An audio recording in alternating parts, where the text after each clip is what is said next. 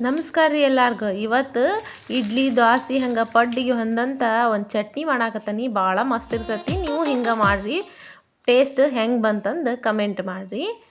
ಮೊದಲಿಗೆ ನಾನಿಲ್ಲಿ ಒಂದು ಬಾಣಲಿನ ಬಿಸಿಗಿಡಾಕತ್ತೀನಿ. ಬಾಣಲಿ ಬಿಸಿ ಆದ ನಂತರ ಒಂದು ಅರ್ಧ ಬೌಲ್ನಷ್ಟು ಶೇಂಗಾ ಬೀಜನ ಹಾಕೊಳಕತ್ತೀನಿ. ಶೇಂಗಾ ಕಾಳು ಚಂದಾಗ ಹುರಿಬೇಕು ನೋಡ್ರಿ. ಹಂಗೆ ಹುರಿಬೇಕಂದ್ರೆ ಸಣ್ಣಗೆ ಹುರಿ ಇಟ್ಕೊಂಡು ಮ್ಯಾಲಿನ ಸಿಪ್ಪಿ ಕಪ್ ಹತ್ತತನೂ ಚಂದಾಗ ಹುರಿಬೇಕು. ಹಿಂಗೆ ಚಲೋತ್ನಂಗೆ ಉಳಿದ್ರೆ ಚಟ್ನಿ ಟೇಸ್ಟ್ ಮಸ್ತ್ ಬರ್ತತಿ. ಹಿಂಗೆ ಹುರಿದಿದ ನಂತರ ಒಂದು ಬೌಲಿಗೆ ತಕ್ಕೊಂಡು ಅದ್ರ ಮ್ಯಾಲಿನ ಸಿಪ್ಪಿ ಎಲ್ಲ ತೆಗೆದು ಬಿಡ್ಬೇಕು. ಸಿಪ್ಪಿ ತೆಗೆದು ಒಂದು ಮಿಕ್ಸಿ ಜಾರ್ನ ತೊಗೊಂಡು ಈ ಶೇಂಗಾ ಬೀಜ ಹಾಕಾಕತ್ತೀನಿ. ಅದ್ರ ನಂತರ ಹಸಿ ಕೊಬ್ಬರಿನ ತುರ್ಕೊಂಡೇನಿ. ಈಗ ತುರ್ಕೊಂಡಿದ್ದು ನಿಮ್ಗೆ ಎಷ್ಟು ಬೇಕು ಅಷ್ಟು ಹಾಕ್ಯಾರ್ರಿ. ನಾನಿಲ್ಲಿ ಒಂದು ಅರ್ಧ ಹೋಳಷ್ಟು ಕೊಬ್ಬರಿ ತುರಿನ ಹಾಕ್ಯಾನಕತ್ತಾನ ನೋಡ್ರಿ. ಹಂಗೆ ಸ್ವಲ್ಪ ಪುದೀನೂ ಹಾಕ್ಯಾನಕತ್ತಾನೆ, ಸ್ವಲ್ಪ ಟೇಸ್ಟ್ ಚೇಂಜ್ ಬರಲಿ ಅಂತಂದು. ಹಂಗೆ ತೊಳೆದಿಟ್ಟಿರೋಂತಹ ಕೊತ್ತಂಬರಿನ ಹಾಕ್ಯಾನಕತ್ತೀನಿ. 4 ಖಾರದ ಹಸಿರು ಮೆಣ್ಸಿಕಾಯಿ ಹಾಕ್ಯಂತನ್ರಿ. ನೀವು ಖಾರ ನೋಡಿ ಹಾಕ್ಯಾರಿ. ಖಾರ ಜಾಸ್ತಿ ಇದ್ರೆ ಇಡ್ಲಿ ಸಪ್ಪು ಇರ್ತಾವಲ್ಲ, ಚಟ್ನಿ ಖಾರ ಇದ್ರೆ ಭಾಳ ಟೇಸ್ಟ್ ಬರ್ತೈತಿ. ಹಿಂಗೆ ಉದ್ದುದ್ದಕ್ಕಿದ್ವಲ್ಲ ಮುರಿದು ಹಿಂಗೆ ಚಟ್ನಿಗೆ ಹಾಕ್ಯಾನಕತ್ತಾನ್ರಿ. ನಂತರ ಒಂದು ಕಡ್ಡಿಯಷ್ಟು ಕರಿಬೇವು ಹಾಕ್ಕೋಬೇಕು.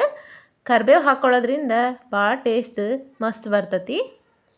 ರುಚಿಗೆ ಎಷ್ಟು ಬೇಕು ಅಷ್ಟು ನೋಡ್ಕೊಂಡು ಉಪ್ಪು ಹಾಕ್ಯಾರಿ. ಹಂಗೆ ಸ್ವಲ್ಪ ಜೀರಿಗೆನೂ ಹಾಕ್ಯಂಡು ಸಣ್ಣಕ್ಕೆ ರುಬ್ಕೊಂಬರ್ರಿ. ಚಟ್ನಿ ಹಿಂಗೆ ನುಣ್ಣಗಾಗಿರ್ಬೇಕು ನೋಡ್ರಿ. ಹಂಗಾರ ಟೇಸ್ಟ್ ಚೇಂಜೇ ಬರ್ತೈತಿ. ಇದಕ್ಕೊಂದು ಮಸ್ತಾಗಿರೋ ಒಗ್ಗರಣೆ ಕೊಟ್ಬಿಟ್ರೆ ಇಡ್ಲಿಗೆ ದೋಸೆಗೆ ಚಟ್ನಿ ಮಸ್ತ್ ಇರ್ತೈತಿ. ಒಂದು ಸ್ವಲ್ಪ ಎಣ್ಣೆ ಹಾಕ್ರಿ ಬಾಣಲಿಗೆ. ಎಣ್ಣೆ ಬಿಸಿ ಆದಮೇಲೆ ಸ್ವಲ್ಪ ಸಾಸಿವೆ ಹಾಕಿ ಒಂದು ಒಣ ಮೆಣ್ಸಿಕಾಯಿ ಒಂದು 2-3 ಪೀಸ್ ಮಾಡಿ ಒಗ್ಗರಣೆಗೆ ಹಾಕ್ರಿ. ಹಂಗೆ ಒಂದು ಕಡ್ಡಿಯಷ್ಟು ಕರಿಬೇವು ಹಾಕಿ ಚಂದಾಗ ಫ್ರೈ ಮಾಡಿರಿ.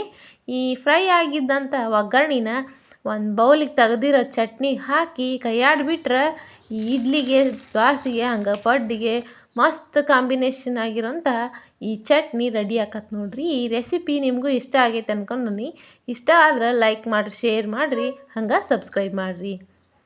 ವಿಡಿಯೋನ ಎಲ್ಲೂ ಸ್ಕಿಪ್ ಮಾಡ್ದಂಗೆ ಕೊನೆ ತನಕ ನೋಡಿದ್ಕೆ ಧನ್ಯವಾದಗಳು ರೀ.